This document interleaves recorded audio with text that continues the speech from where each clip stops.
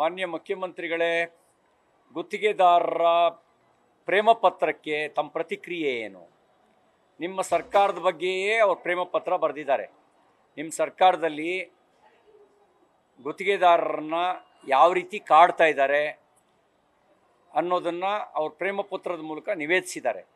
ನಿಮ್ಮ 2 ವರ್ಷದ ಅವಧಿಯಲ್ಲಿ ಕಮಿಷನ್ ಡಬಲ್ ಆಗಿದೆ ಅನ್ನುವಂಥ ಆರೋಪವನ್ನು ಅವ್ರು ಮಾಡಿದ್ದಾರೆ.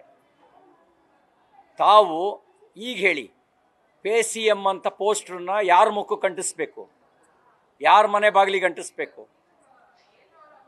ನಿಮ್ಮ ಮುಖಕ್ಕೆ ತಾನೇ ಅಂಟಿಸ್ಬೇಕಾಗಿರೋದು ಪೇ ಸಿ ಎಮ್ ಅನ್ನೋದು.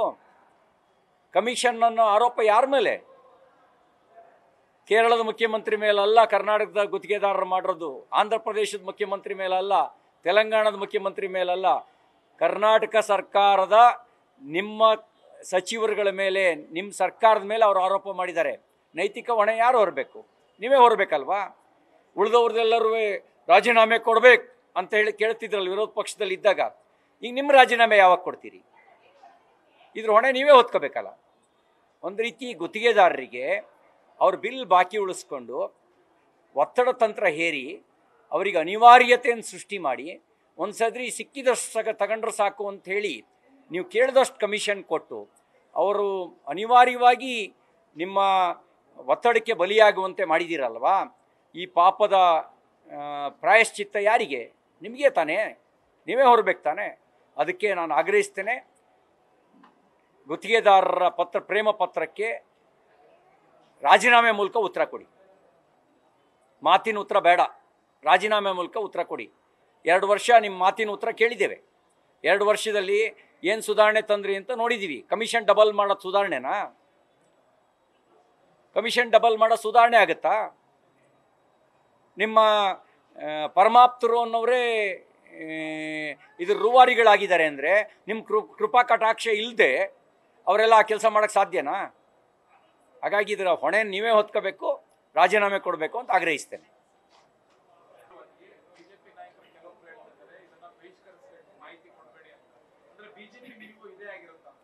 ಭಾರತೀಯ ಜನತಾ ಪಾರ್ಟಿ ಜಾತಿ ಗಣತಿಗೆ ವಿರೋಧ ಇಲ್ಲ.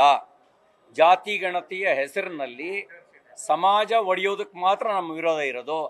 ಜಾತಿಗಳನ್ನು ಒಡೆಯೋದು, ಹೊಸ ಜಾತಿ ಸೃಷ್ಟಿ ಮಾಡೋದು, ಹಿಂದೂ ಜಾತಿಗಳನ್ನು ಕ್ರಿಶ್ಚಿಯನ್ ಜಾತಿಗೆ ಜೊತೆಗೆ ಸಮೀಕರಣ ಮಾಡೋದು, ಹಿಂದೂಗಳನ್ನು ಒಡೆಯೋದು, ಹಿಂದೂ ಜಾತಿಗಳನ್ನು ಒಡೆಯೋದು, ಹಿಂದೂಗಳನ್ನು ಒಡೆಯೋದು, ಒಳ ಜಾತಿಗಳಾಗಿ ಒಡೆಯೋದು, ಇದಕ್ಕೆ ಮಾತ್ರ ನಮ್ಮ ವಿರೋಧ ಇದೆ.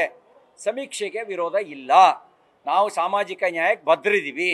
ನಿಮಗೆ ಬದ್ಧತೆ ಇಲ್ಲ, ಕಾಂಗ್ರೆಸ್ನವ್ರಿಗೆ ಬದ್ಧತೆ ಇಲ್ಲ. ಬದ್ಧತೆ ಇದ್ದಿದ್ರೆ ಕಾಂತರಾಜ್ ವರದಿ ಕಸದ ಬುಟ್ಟಿ ಯಾಕೆ ಸೇರ್ತಿತ್ತು? ನಾಗಮೋಹನ್ ದಾಸ್ ವರದಿ ಅದು ಯಾಕೆ ತಿಪ್ಪೆಗುಂಡಿ ಸೇರ್ತಿತ್ತು? ಹಾಗಾಗಿ ನಿಮಗೆ ಬದ್ಧತೆ ಇಲ್ಲದೆ ಇರೋದು. ನೀವು ವೈಯಕ್ತಿಕ ಮಾಹಿತಿಯನ್ನು ಹಂಚ್ಕೊಳ್ಳೋದು ಬಿಡೋದು ಅವರವರಿಗೆ ಬಿಟ್ಟಿದ್ದು. ಆದರೆ ನಾವು ಒಂದು ಪಾರ್ಟಿಯಾಗಿ ಚರ್ಚೆ ಮಾಡಿದ್ದೇವೆ, ನಿರ್ಣಯ ತಗೊಂಡಿದ್ದೇವೆ. ಒಂದು ಪಕ್ಷವಾಗಿ ನಾವು ಜಾತಿ ಗಣತಿಗೆ ವಿರೋಧ ಇಲ್ಲ. ಕಲ್ಯಾಣ ಕರ್ನಾಟಕ ಭಾಗದಲ್ಲಿ ಮಳೆ ಅಬ್ಬರ ಜಾಸ್ತಿ ಇದೆ, ಪ್ರವಾಹ ಇದೆ, ಇದು ಪರಿಹಾರ ಇಲ್ಲ. ಸಿಎಂ ಇವತ್ತು ಹೋಗ್ತಾರೆ, ಯಾವುದು ಬೆಂಗಳೂರು ಸಭೆ ಮಾಡ್ಕೊಂಡು ಏನಂದರೆ ಮಾನ್ಯ ಮುಖ್ಯಮಂತ್ರಿಗಳು ಈ ಫ್ಲಡ್ಡು ಇಂಥ ಸಂದರ್ಭದಲ್ಲಿ ಇದು ಪಿಕ್ಚರ್ ಶೂಟಿಂಗ್ ಥರ ಅಂತ ಅಂದ್ಕೊಂಡ್ಬಿಟ್ಟಿದ್ದಾರೆ. ಇದು ಪಿಕ್ಚರ್ ಶೂಟಿಂಗ್ ಅಲ್ಲ. ಈ ಮೂವಿ ಶೂಟಿಂಗಲ್ಲಿ ಮುಂಚೆ ಎಲ್ಲ ಲೊಕೇಶನ್ ಐಡೆಂಟಿಫೈ ಮಾಡಿ ಆಮೇಲೆ ಅಲ್ಲಿಗೆ ಕ್ಯಾಮ್ರಾಮನ್ ಎಲ್ಲ ಕಳಿಸಿ ಅಲ್ಲಿ ಡೈರೆಕ್ಟ್ರು ಡೈಲಾಗು ಎಲ್ಲ ತಯಾರಿ ಮಾಡ್ಕೊಂಡು ಆ್ಯಕ್ಷನ್ ಅಂತ ಅಂತಿದ್ದಂಗೆ ಒಂದು ಆ್ಯಕ್ಷನ್ ಮಾಡಿ ಕಟ್ ಅಂತಿದ್ದಂಗೆ ಪ್ಯಾಕ್ ಮಾಡ್ಕೊಂಡು ಬರೋದಲ್ಲ. ಇದಕ್ಕೆ ಸಂವೇದನೆ ಇರಬೇಕು. ಆ ಸಂವೇದನೆ ಇದ್ದಿದ್ದರೆ ಮುಳುಗಿದಾವಲ್ರಿ, 100 ಹಳ್ಳಿಗಳು ಮುಳುಗೋಗಿದ್ದಾವೆ. ಯಾದಗಿರಿ, ರಾಯಚೂರು ಜಿಲ್ಲೆ, ಬಿಜಾಪುರ ಜಿಲ್ಲೆ, ಕಲಬುರಗಿ ಜಿಲ್ಲೆ ಮುಳುಗೋಗಿದ್ದಾವೆ. ಒಂದು ಸ್ಪಾಂಟೇನಿಯಸ್ ರಿಯಾಕ್ಷನ್ ಬೇಕಿತ್ತಲ್ಲ. ನನಗನ್ಸುತ್ತೆ ಮುಖ್ಯಮಂತ್ರಿಗಳು 2ನೇ ಬಾರಿ ಮುಖ್ಯಮಂತ್ರಿ ಆದಮೇಲೆ ಸಂವೇದನೆ ಸತ್ತೋಗಿದೆ.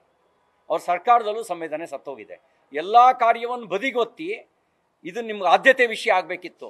ನಾನು ನೋಡಿದೆ, ನೀವು ಬೆಂಗಳೂರಿನ ಫಾಟ್ ಹೋಲ್ ವೀಕ್ಷಣೆಗೆ ಹೋಗಿದ್ರಿ. ನಿಮ್ಮ ಬಿಳಿ ಪಂಚೆ, ಬಿಳಿ ಜುಬ್ಬ ಒಂದು ಚೂರು ಕೊಳೆ ಆಗದ ರೀತಿಯಲ್ಲಿ, ಚಪ್ಪಲಿಗೆ ನೀರು ತಾಗದ ರೀತಿಯಲ್ಲಿ ವೀಕ್ಷಣೆ ಮಾಡಿ ಬಂದ್ರಿ. ಇದು ಹಾಗೇನಾ? ಇದು ಪಿಕ್ಚರ್ ಮೂವಿ ಶೂಟಿಂಗ್ ಥರ ಅಲ್ಲ. ಇದು ಜನರಿಗೆ ಕಷ್ಟಕ್ಕೆ ಸ್ಪಂದಿಸಬೇಕು. ಆ ಜನರ ಬವಣೆಗೆ ಸ್ಪಂದಿಸೋ ಕೆಲಸನ ಆದ್ಯತೆ ವಿಷಯದಲ್ಲಿ ಮಾಡಬೇಕಾಗಿತ್ತು. ಈ ವಿಷಯದಲ್ಲಿ ಯಾಕೋ ಸರ್ಕಾರದ ಸಂವೇದನೆ ಸತ್ತೋಗಿದೆ ಅಂತ ನನಗೆ ಅನಿಸುತ್ತೆ. ಅವ್ರ ಕಷ್ಟ ನೋಡಿದಾಗ ಸಂವೇದನೆ ಸತ್ತಿರೋದು ಅನುಭವಕ್ಕೆ ಬರ್ತಾ ಇದೆ. ತಕ್ಷಣ ನೀವು ಯುದ್ಧೋಪಾದಿಯಲ್ಲಿ ಪರಿಹಾರದ ಕ್ರಮವನ್ನು ಕೈಗೊಳ್ಳಬೇಕು ಅಂತ ನಾನು ಆಗ್ರಹಿಸ್ತೇನೆ. ತನಿಖೆ ಅಂತೆ ನಡೀಲಿ. ತನಿಖೆಗೆ ಮುಂಚೆನೇ ಕಾಮೆಂಟ್ಸ್ ಮಾಡೋದು ಸೂಕ್ತ ಆಗೋದಿಲ್ಲ. ತನಿಖೆ ಆಗಲಿ. ನ್ಯೂಸ್ ಫಸ್ಟ್ ನಿರ್ಭೀತಿಯಿಂದ ನಿಮ್ಮ ಪರವಾಗಿ.